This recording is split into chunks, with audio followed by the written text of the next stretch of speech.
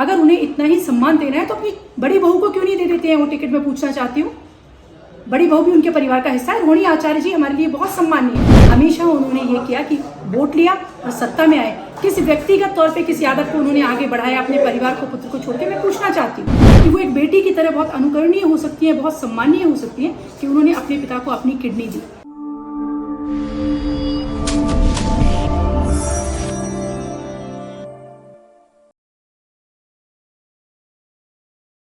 सारिका पासवान जी, आपकी पहचान ही मानी जाती है बददिमागी, बदतमीजी के लिए। आपकी प्रकृति और प्रवृत्ति का परिचय देती है। पहले भी आप इस तरह के वक्तव्य देती रही हैं।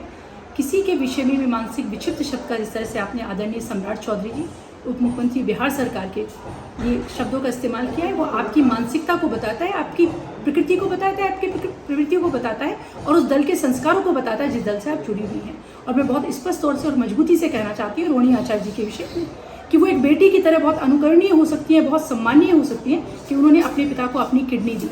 परंतु जैसे कि पहले से भी करते रहे भावुक अभिनय कर लालू जी यादव यदुवंशी जो हमारे भाई उनके साथ भावुक अभिनय करके हमेशा उन्होंने ये किया कि वोट लिया और सत्ता में आए। किसी व्यक्तिगत तौर पे किसी आदत को उन्होंने आगे बढ़ाया अपने परिवार को, पुत्र को छोड़ के। मैं पूछना चाहती हूँ और पुत्रियों को उसी क्रम में आज वो रोहिणी आचार्य जी को बना रहे हैं।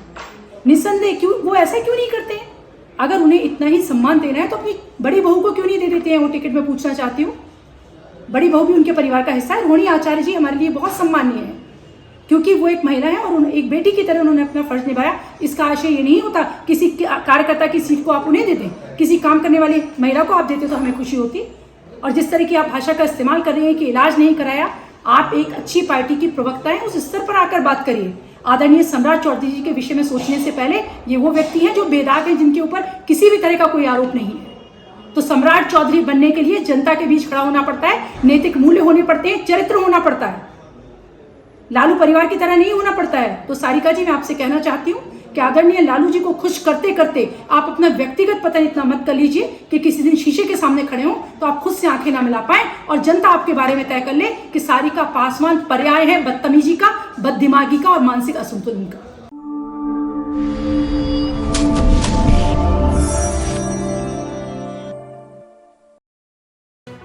लेटेस्ट खबरों से जुड़े रहने के लिए हमारे चैनल नेशन भारत को सब्सक्राइब करें और बेल आइकन को दबाएं ताकि कोई खबर छूट न पाए।